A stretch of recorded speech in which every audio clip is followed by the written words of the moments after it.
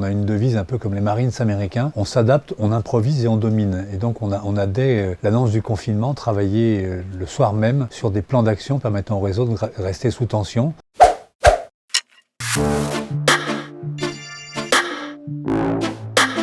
Bonjour, je m'appelle Laurent Vimont, j'ai 59 ans et je dirige Century 21 depuis 2008. Je suis tombé amoureux fou de ce métier le jour où j'ai réussi à sortir un client, son projet, son budget, le logement de ses rêves. Et quand j'ai vu ce client avoir le sourire et commencer à tâter les murs, me dire ça y est, il a trouvé. Donc c'était apporter du bonheur aux gens. C'est qu'on est des passeurs d'histoire. L'immobilier, c'est une histoire de passion. Vous êtes en charge d'un projet qui est un projet de vie. Vous n'êtes pas là pour échanger seulement de la pierre contre du papier, mais aider des gens à trouver un logement, c'est un acte assez noble. Et à chaque fois qu'on réussit à accompagner une vente ou un achat, c'est une victoire et puis à chaque fois de belles émotions. Passionné. C'est un groupe d'agences à Lyon qui un jour a eu l'idée de donner du temps aux autres, de changer l'image des vendeurs qui ne passaient leur temps qu'à demander des choses aux autres. Et donc ils ont mis en place l'opération il y a maintenant une dizaine d'années. Et en 2019, on a collecté plus de 600 000 jouets. Enfin, quand je dis on, c'est les 550 agences du réseau qui sont inscrites à l'opération. Chaque agence choisit son association et puis redistribue à des gamins des jouets pour Noël, des gamins qui n'ont pas forcément beaucoup de moyens.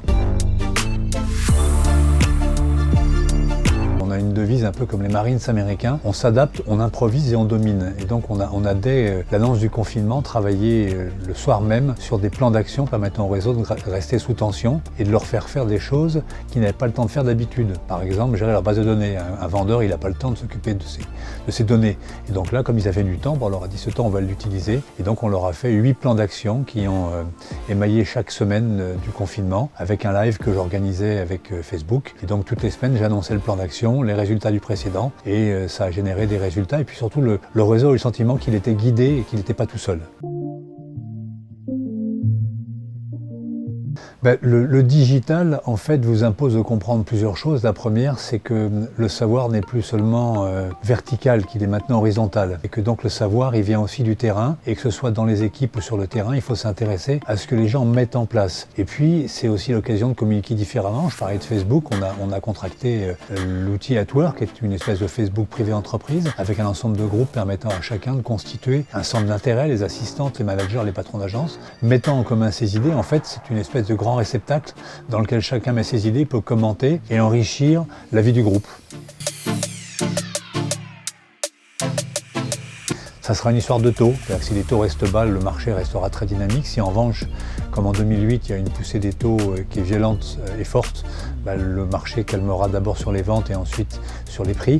Dans un pays comme la France où la démographie est plutôt extrêmement dynamique, où il y a un nombre d'enfants important qui arrivent, il manquera des logements. Donc dans un marché de l'ancien qui est victime de son succès, parce qu'on ne construit pas assez en amont, mécaniquement le marché restera porteur.